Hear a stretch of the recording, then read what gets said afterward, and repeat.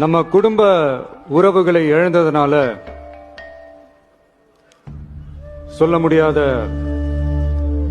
வேதனையிலும் வலியிலும் இவ்வளவு நாளா இருந்தோம்.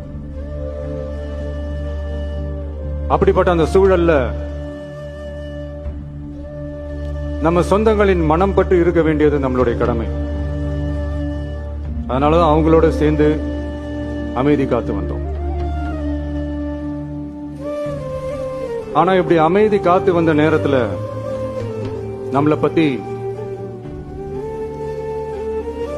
வன்ம அரசியல் வலைகள், அர்த்தமற்ற அவதூறுகள்னு இந்த மாதிரி நிறைய விஷயங்கள் நம்மளை பத்தி பின்னப்பட்டன, பரப்பப்பட்டன. இது எல்லாமே சட்டம் மற்றும் சத்தியத்தின் துணை கொண்டு துடைத்து எறிய தான் போறோம்.